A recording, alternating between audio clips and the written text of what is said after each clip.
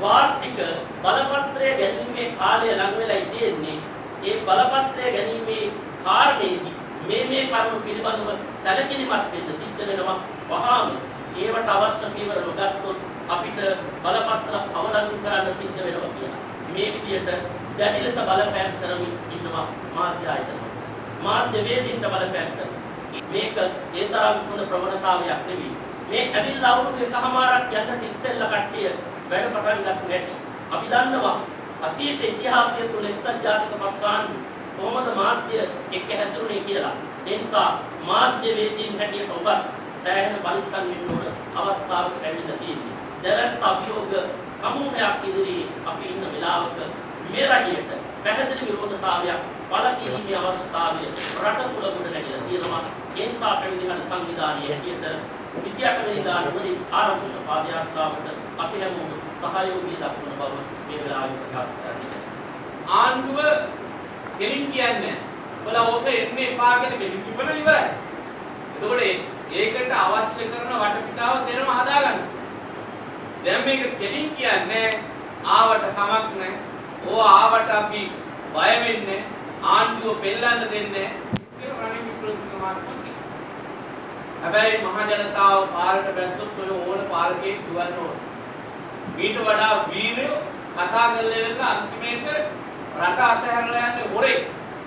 ඒක නිසා රටට මහ ජනතාව එපා කියනවා නම් පාලකයෝ බලෙන් ඉන්නවා. එහෙනම් බලෙන් ඉන්න ගියාම කවදා හරි දවසක මිනිස්සුන්ගේ ඉවසීමේ සීමාව උපුරාගේ දවසක පාලකයන්ට කුටි කාලය යන්නේ. ඒක නිසා මහා සංඝරත්නයේ හැටියට අපි දන්නවා මේ වෙනකොට රටේ තියෙන තත්ත්වය කුමක්ද? මිනිස්සුන්ට එදා වේලා කන්න නැතුව බොහොම අමාරුවෙන් ඉන්නේ. එතකොට මිනිස්සුන්ගේ ආර්ථිකේ කඩාවැටෙන. ළමයින්ට උගන්වන්න ගන්න විදියක්. ළමයිගේ ඕනෑකම් ඉෂ්ට කරන්න විදියක්. රටේ කොටේ මිනිස්සුන්ට ඇවිදින්න මිනිස්සුන්ගේ නිදහස කතා කිරීමේ නිදහස මේ සියල්ල වැළැක්වීමේ පවතී. සංවර්ධනයේ සම්පූර්ණයෙන්ම නතර වෙලා තියෙනවා.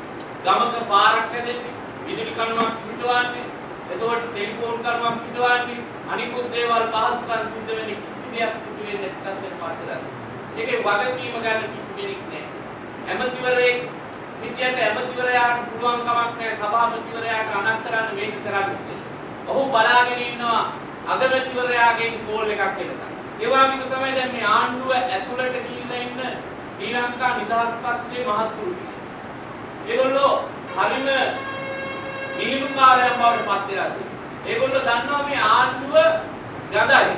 මේ ආණ්ඩුව තුල ඉන්න වෙලා තියෙන්නේ හුස්ම ගන්න නැතුව. මොකද හුස්ම ගත්තොත් ගඳ ඇතුළට එන නිසා, ගඳ දැනෙන නිසා මේ ගඳ ඉවසගෙන ඉන්න හුස්ම ගන්නද. ඔය වෙලාවට යන හුස්ම ඉර වෙනවා. ඉතින් අපි කියන්නේ ගඳයි නම් එළියට වලලා. එළියට ඇවිල්ලා එළියේ මේ තියෙන වාතාශ්‍රය ලබන්න.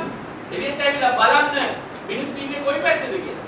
ඒක නිසා ඔවුන් මේ වාසිය ඔය එක මන්ත්‍රීවරයෙකුට ඇමතිවරයෙකුට මේ ආණ්ඩුවත් එක්ක සම්බන්ධ වෙලා ඉන්න ශ්‍රී ලංකා නිදහස් පක්ෂයේ ඇමතිවරයෙකුට මන්ත්‍රීවරයෙකුට තමන්ගේ කියන ප්‍රාදේශීය සභා මන්ත්‍රීවරයෙක් පත් කරගන්න බැරි වෙනවා. හේතුව තමයි මිනිස්සු වරෙල්ලම් වලට දෙන්නම් කියන්නේ තමයි මේ වෙලාවේ බලාගෙන ඉන්නේ.